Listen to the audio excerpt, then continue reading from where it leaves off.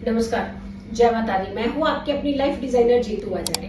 हम higher education करेंगे या नहीं करेंगे, कहाँ करेंगे जाकर के हायर एजुकेशन, देश में या विदेश में, ये बहुत सारे स्टूडेंट्स के दिमाग में ना प्रश्न चलते रहते हैं। भाई इतने सारे प्रश्न अगर आप दिमाग में रखेंगे तो पढ़ाई कहाँ रखेंगे।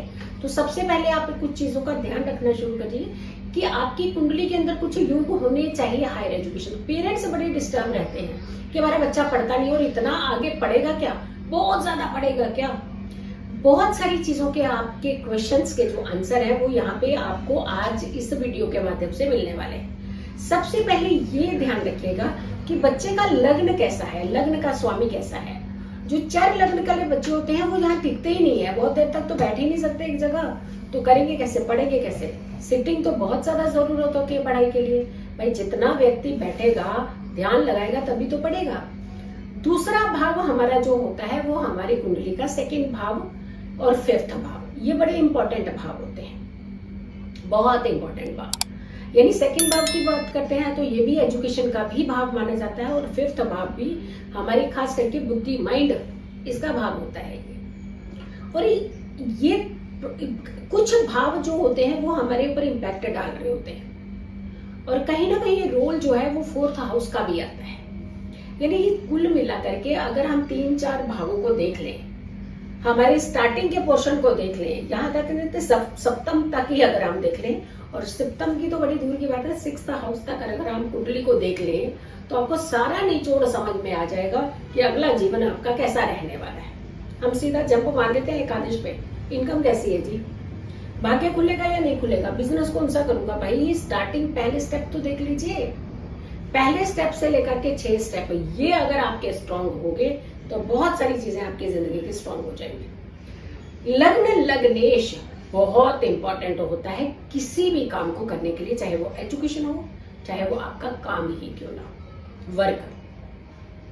और उसमें मैरिज भी आ जाती है, फिर आपकी खुद की स्टेबिलिटी भी आ जाती है, बिहेवियर भी आ जाता है, हेल्थ भी आ जाती है। यानी कुल मिलाकर के बहुत सारी चीजों को इंडिकेट करता है। बट लग्न और लग्नेश बहुत इंपॉर्टेंट भाव है। ये यहां से भी आपको पता चल सकता है कि व्यक्ति करेगा क्या। मम्मी पापा ने तो बिठा दिया पढ़ने के लिए, भेज भी दिया विदेशों में पढ़ने के लिए, वहां जाकर के बच्चा पढ़ रहा है या नहीं पढ़ रहा है ये भी तो पता होना चाहिए। ये पता लगाया जा सकता है कुंडली के माध्यम से कि बच्चा वहां पढ़ भी रहा है या पढ़ना चाहता है या नहीं। अगर बच्चे का इंटरेस्ट ही नहीं है पढ़ने में तो कितनी देर डंडा ले लेके आप पीछे पढ़ाते रहेंगे। उनके इंटरेस्ट का होना बहुत ज्यादा जरूरी होता है। हाँ डेफिनेटली पेरेंट्स को बड़ी वो चिंता रहती है कि हाय अगर ये पढ़ जाए तो कम से कम टेंशन खत्म हो जाए हमारी। बट टेंशन खत्म करनी आप एक लिमिट तक तो समझा पाएंगे, उससे ज्यादा कैसे समझाएंगे आप उस बच्चे को।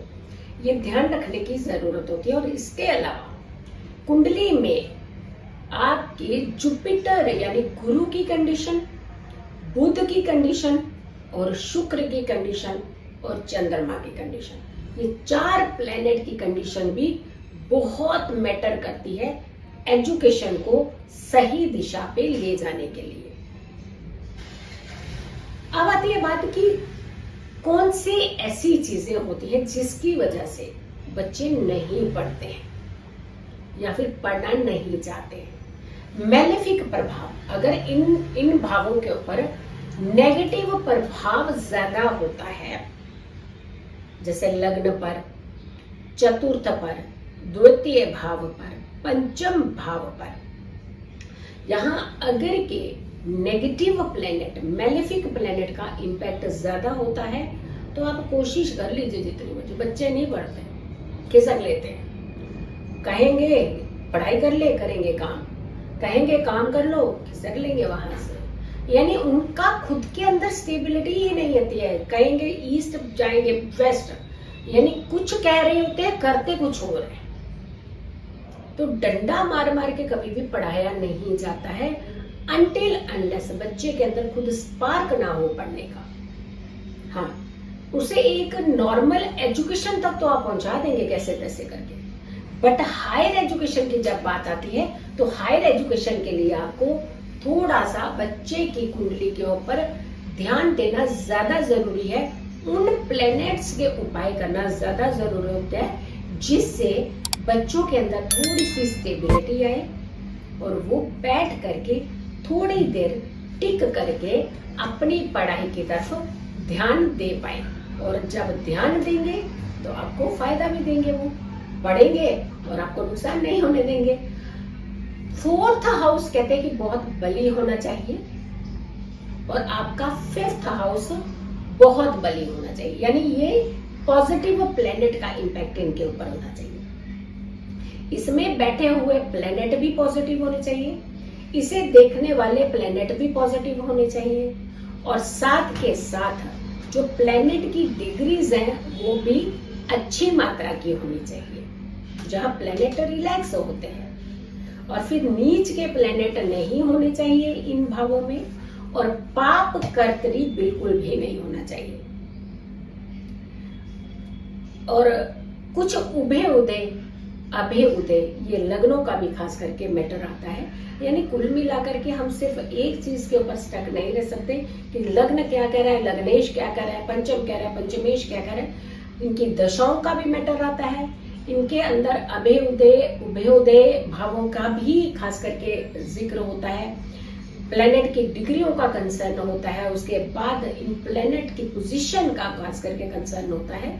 इन सारी चीजों को अगर हम कुल मिला करके देखते हैं तब जाकर के किसी एनालाइज पर पहुंचते हैं कि ये बच्चे हायर एजुकेशन करेंगे या नहीं करेंगे। अगर ये भाव पीड़ित है, ये तीनों प्लेनेट चारों प्लेनेट अगर पीड़ित अवस्था में है, तो बच्चों का हायर एजुकेशन कंप्लीट करना बेहद मुश्किल हो जाता है। बुध, गुरु, शुक्र और खास करके चंद्रमा, ये चार प्लेनेट अगर आप किसी नेगेटिव एस्पेक्ट में नहीं हो, नेगेटिव इंपैक्ट में नहीं हो और नेगेटिविटी क्रिएट नहीं कर रहे हो, तो भी बच्चे पढ़ लेते हैं, किसी हद तक तो एटलीस्ट पहुंच ही जाते हैं, बहुत हाई ना सही, लेकिन माता पिता के कुछ सपनों को पूरा कर ही देते हैं। अब ये सारी चीजें अगर के हम ध्यान देते हैं शुरू से ही, हम बाकी सारी चीजें करते हैं, लेकिन हम ग्रहों की तरफ हम बिल्कुल रुझान नहीं देते हैं कि जो ग्रह बच्चे को उसके मिशन से हटा देते हैं। अगर हम उन चीजों को थोड़ा सा ध्यान दे दें तो आपके बच्चे अच्छी एजुकेशन, हायर एजुकेशन तक पहुंच सकते हैं। अब बुध की बात करें या फिर गुरु की या फिर शनि की बात करते हैं, कहते हैं कि बुध और गुरु अगर ये दोनों साथ हो जाए और साथ के साथ सैटर्न यानी शनि जिसकी बहुत भूमिका है, ये अगर 9th हाउस के साथ संबंध बना दे, ये तीन प्लेनेट 9th हाउस के साथ संबंध बना दे, भाई बच्चा पढ़ेगा तो सही, हायर एजुकेशन तक भी कैसे कैसे बच्चा पहुंच ही जाएगा, पेरेंट्स अगर फोर्स करेंगे तो पहुंच जाएगा।